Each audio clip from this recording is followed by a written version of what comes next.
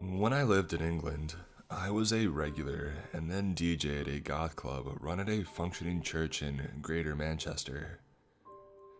The caretaker and artist in residence was a kind guy who loved industrial music, pink mohawks, and fire breathing. How he decided to allow a goth night once a night in his church is a story that I never heard, but it's still going strong, still much beloved. One packed night, as I drank white wine straight from the bottle, my husband came running in from outside of the church. "Call 999, he shouted over whatever Covenant or VMV Nation song was pumping at the time. My husband James is a calm and collected person, in direct opposition to my more aggressive and forthright personality. But this night, he looked panicked and frightened. "What's happening?"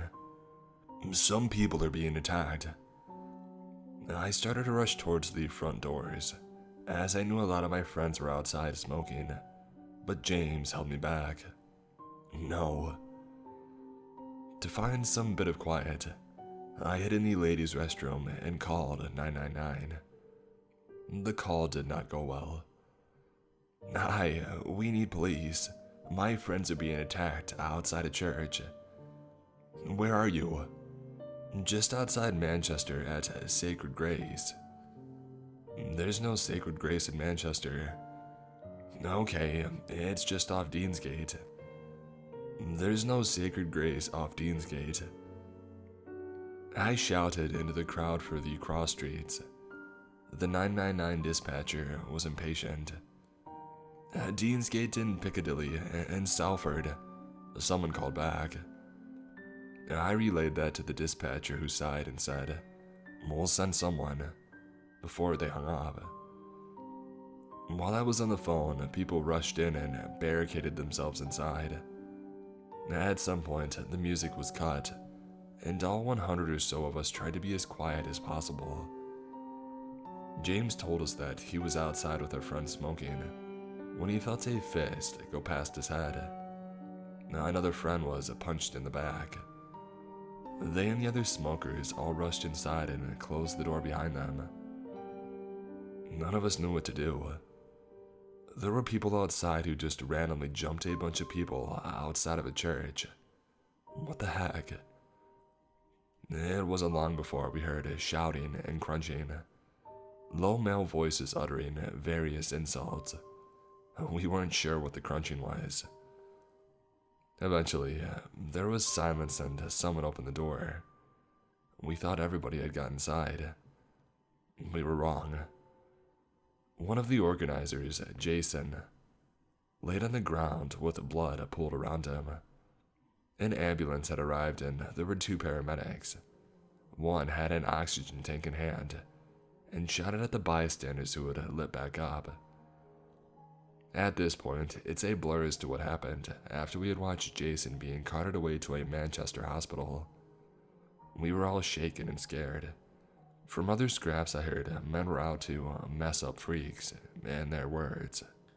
I refused to let a bunch of people scare me away from a night I had really grown to love. So we showed up the next month, and the next, until the horrible night where Jason was beaten so badly his jaw had to be wired shut.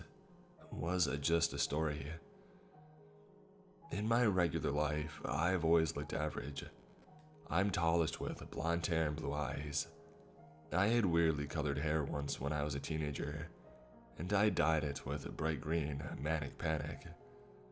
But as much as I loved my goth nights in horror, I also had a day job where I worked as an IT person in a nice building, in a nice part of Manchester to blend in. At the weekends, I wore too much vinyl and too high-spiked boots with too much makeup. During the week, I wore Zara slacks and sweaters and no makeup at all. The church wasn't just used for the goth night and weekly services. It also hosted other events the artist in residence Dave put together, like art shows. And because we were regulars, we were frequently roped into helping out with serving drinks, cleaning up, and sometimes providing the soundtrack. One night, Dave and others in the congregation were exhibiting various paintings, sculpture, and mixed media pieces. James and I were summoned to pull pints and pour wine for the attendees. It's actually thanks to this night that I know how to pour a pint with not a lot of head. I wore a black work dress and slacks with a pink top. My hair was blown out and makeup was subtle. James wore jeans and a nice shirt. We had to look nice-ish because the mayor of Salford was going to be there. Our night closed. The mayor and her very officious assistant left. We cleaned up and I went outside with Pink Mohawk Dave and my husband for a smoke outside. We stood and made small talk until a man approached us. My heart pounded with fear, but I wasn't initially sure why. He didn't look like anything. He was probably about 6 foot, bald and wearing a t-shirt, jeans and sneakers. He was holding a bag soaked in grease from the chippy around the corner, and I was afraid of him. I wanted to run, but I was sure that I would have somehow been worse than just pretending like things were still normal. "What's going on in here then?" He nodded at the door. I exchanged glances with James. "Oh, just an art night, things for the church," James said. "Oh yeah, not one of them freak nights again." That's it, I thought to myself. He's one of them. I hadn't seen any of the men that attacked my friends, but I knew in my soul this was one of them. I hoped that my business casual bartender outfit meant that he wouldn't connect us. A freak night? No. Just an art night the church put on. I kept my voice steady and tried to keep my cigarette hand from shaking. Dave had been silent and said, "I should go talk to the vicar." He emphasized, "Vicar." He probably hoped it would keep this thug calm. We nodded and stood in front of the door after it closed, to hopefully prevent our visitor from following Dave. The man grinned at us. "Hey, did you hear what happened? A bunch of people got messed up with here a while back." I flicked my cigarette out onto the street. "Oh yeah, that sounds awful." He smiled even broader, showing gaps where his teeth should have been. "I heard they got a right kicking." My husband had to crack the door and I stepped back toward the gap. James moved with me to go inside. Neither of us wanted to turn our back on him. Everything about this man seemed dangerous and we felt things escalate. We may have blended in, but it seemed like reliving what he had done was making him want to do it again. "Oh, and I was there." He bellowed the last part. His knuckles white on his takeaway bag, his other hand clenched. Rage lit up in his eyes and his body was tense. In one quick motion, we were both back inside. The huge and thankfully heavy wooden doors closed behind us. The man pounded on them until he grew tired. Thankfully, he was too stupid, not interested enough, or too hungry to wait for us to go home. I don't know if the police ever investigated what happened, but Jason never returned after having his jaw wired shut. The night petered out a little bit just after, but it was going strong now, many years later. As far as I know, nothing like it ever happened again, and the man with the chips didn't return during any of the other events that we volunteered at, or otherwise attended.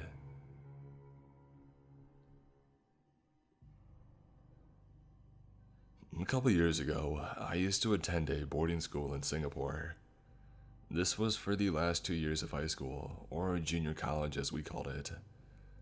I'm a Catholic, and since none of my friends in the boarding school were practicing Catholics, I attended Sunday Mass on my own every week. If you've been to Singapore, you know it's one of the best countries to go around on your own. It's sometimes even more fun than going around with other people. So this wasn't something that bothered me too much. This Sunday in question came before a long week of submissions and tests, so I was already stressed to begin with. On top of that, I had also somehow managed to oversleep. I liked attending the 8 a.m. Mass. It's the one with the best choir. So I had to splurge on a cab instead of taking the bus like I usually do. I only got a limited amount of money for the month from my parents, and I spent most of it on food. So by the time I had walked into church, I was upset and just looking for some peace. I guess the stress made me look frazzled and upset, which might have been what caught his attention. As I was late for mass, I had to stand at the back of the church with the other latecomers, as there were no open seats left for us. This man was standing a few feet to my right. He was wearing spectacles and an eternal frown. He was Chinese, like almost everyone else in the church. I noticed him scowling at me throughout the mass, but I ignored him on purpose because I didn't want to get upset unnecessarily. I was the only Indian in my boarding school, so I was used to receiving weird looks.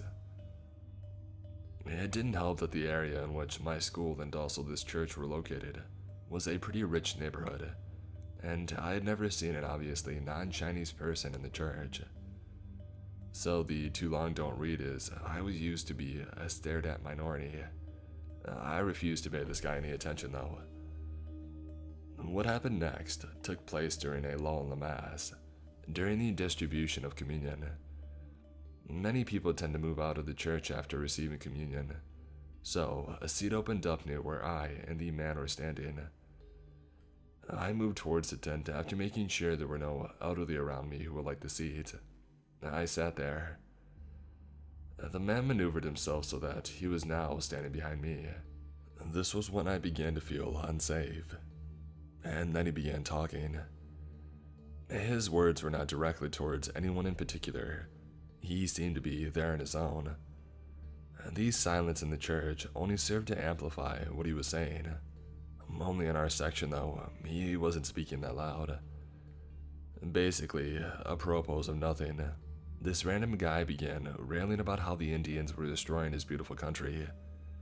He went on about how they were doing horrible things to themselves on the streets of Geylang, staking up their schools and hospitals, and making Singapore into a jungle.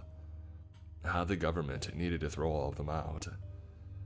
He said a bunch of other things that I don't remember now. He also repeated a lot of the stuff, which is why it got stuck in my head. He must have said stuff like that 5 times, and maybe even switched it out for other horrible things. It was obvious that his words were meant for me. I turned around to look at him when he first began with a kind of, "Are you kidding me" face.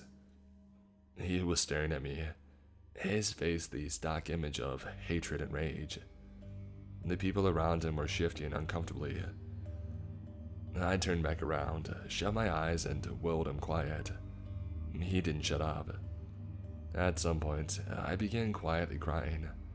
I wanted so badly to move away, to run out of the church, but I was scared of causing a scene and making people notice me in a way that I didn't want to be noticed. I cannot fully explain the absurdity of the situation. We were in a church. In some other section, the priest was still distributing communion to the congregation. The rest of the church sat in prayerful silence. And in the back, in this one corner, this random guy was spewing hate directed at a 17-year-old. And nobody said a word to shut him up. When the priest returned to the altar and had us rise for the final blessing, I took that opportunity to get out of my pew and move away from the man. But to my horror, he followed. The mass had ended by then, and people were moving towards the exit, as was I. But he followed behind me, raised his voice, asked me where I was going. That was when a lady in the vicinity said something like, "Don't say that to her, don't use those words." But when I looked to her, thinking that she would help me get away from this guy, she refused to meet my eye and moved away. We got out of the church, and I couldn't see the guy anymore, so I ran blindly towards the exit and in the direction of the bus stop. I couldn't think straight, didn't know what I looked like. I had no clue what was happening. I got to the bus stop and decided to get onto the first bus that pulled up, even if it was going the wrong way. I thought that I was safe, and I got my phone out of my purse. And then I turned around and, like a horror movie, he was there walking towards me. The only other people at the bus stop were a woman and a kid. I didn't feel confident enough to approach them and ask for help, so, fingers shaking, I locked my phone and called my roommate. She answered the phone groggily. I had probably woken her up, and without waiting for her to say anything, I told her very loudly that a strange man had followed me from the church to the bus stop, and he had been verbally abusing me, and I didn't feel safe. The man who had been advancing towards me all this time went and stood with the woman and the child, who had also heard me and moved away from him. The bus pulled up, I got in, the doors closed, and we pulled away. In that moment, I was so overwhelmed by what had happened that I stood at the entrance of the bus, next to the bus driver, and just burst out crying. I don't remember what was going through my head. My heart was going crazy in my chest. I must have been having the worst panic attack. The bus driver and everyone else in the bus was staring at me like I was crazy probably. At the next stop, the driver asked me if I was okay, and when I couldn't respond, asked me where I needed to go. I gave him the name of my school. A passenger who had just gotten into the bus took me back out, explained to me which bus I would need to take, and asked someone also waiting at the bus stop to make sure that I caught the right bus. Somehow, I got back to the boarding school. I had left my roommate on call, and it had made her extremely worried. By the time I got back to my room, she had notified our mentor and had placed a call to the church to ask if I was still there and if they could find me. They obviously didn't know anything. So, I guess that's my story. I just want to clarify that besides this one experience, I have never felt unsafe in Singapore. And I'm not in any way trying to post that all Singaporeans are bad towards Indians. This did shake me thoroughly though, and I could not bring myself to go back to the church for a long time. I truly hope I, or anyone else for that matter, are never placed in a similar situation ever again.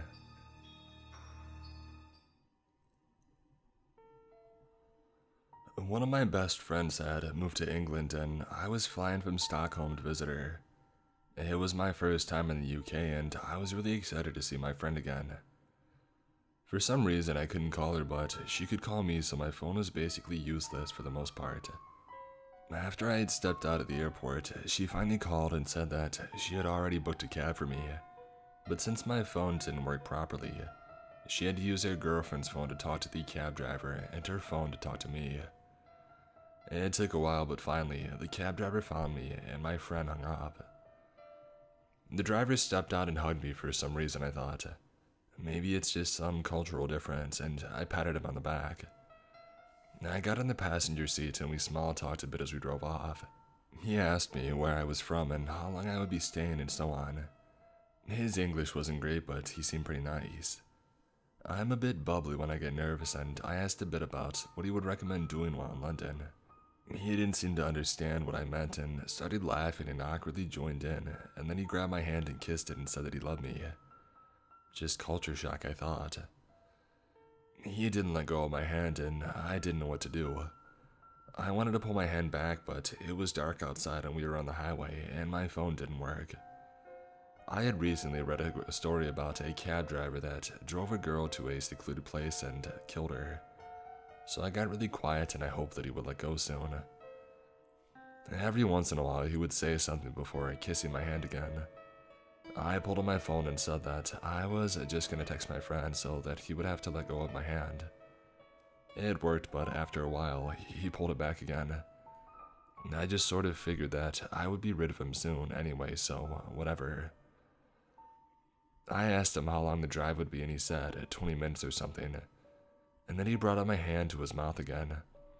And instead of kissing it this time, he bit it, and I snatched my hand back with a yelp, and he laughed and said that he was only joking.